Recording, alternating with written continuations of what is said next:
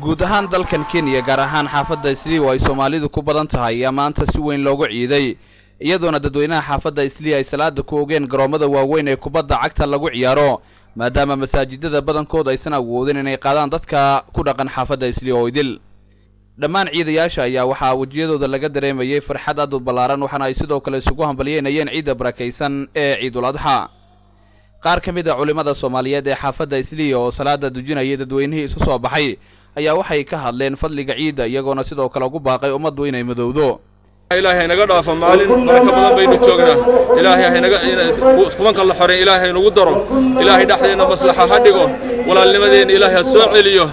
mahma Soomaaliyeed bay waxay ahayd oo ay Soomaalidu ay ku qaadi jirtay Soomaaliyeey tooso isku tiirsaday hadba kiina taag daran ay taageero waligeena had baan uga waa kuwan qaar ka mid ah dadweynaha xaafadda Islii oo isugu hambalyeynaya munaasabadda Ciidul Adha kuna faraxsan gudashada salaada gobolada Soomaaliya waxaan leeyahay ciid wanaagsan ciideed ilaahay u gaarsiiyo bashbash barwaaqo iyo nabad insha Allah ciid wanaagsan dhammaan ummadda muslimiinta meel kasta ay joogaan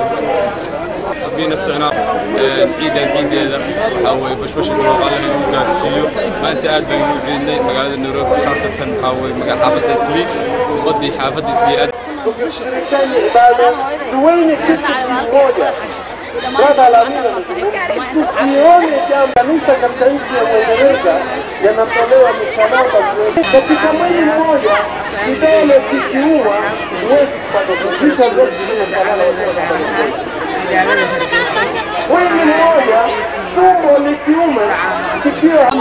خيرا له كل المسلمين مكان كستي جوجان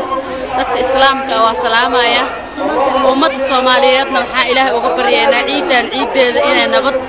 iyo bashbash iyo barwaaqo ay ku ciidaan Ilaahayna masiibada si gaar u salaamaya ummadda Soomaaliyeed meel kasta oo ay adduunka joogaan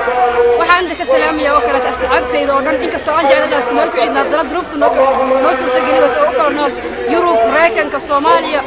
waxaan leeyahay kulli caam oo inta khayr waxaan inta si gaar uga salaamaya hooyaday xalin salaamina walaalkay Faaruq aadan hooyaday سلام أبي ومركان جرا هايدي مرن ناصعيد جبت هايدي حليمة ومسن جبت هايدي حليمة وهالك waxaa farxad weyn aad boqolkiiba inaan sharaf iyo nidaam iyo nabadgelyo ku iidnay ciideeda kalena ku iido oo barwaaqo iyo bashbash ku iido Allah naga yeelo ilaahay waxaan ka baryayaa muslimiinta ciidamada ammaanka dalkan Kenya ayaa si weyn u sugayay ammaanka goobaha lagu dukanayay si aysan u dhicin falal lid ku ah amniga ciidayaasha ciidan ayaa waxay si aad kaga duwan tahay ciidihii hore marka la eego sicir bararka baasan ee ka jira guud ahaan dalkan Kenya ee sida weyn u saameeyay shacabka iyo waliba sidoo kale cabsida dhanka ammaanka ee howlgallada ciidamada Kenya oo ay ku bartilmaameedsanayaan xarakada al-shabaab Maxamed Cusmaan Cumar Xabiib Royal 24 TV Nairobi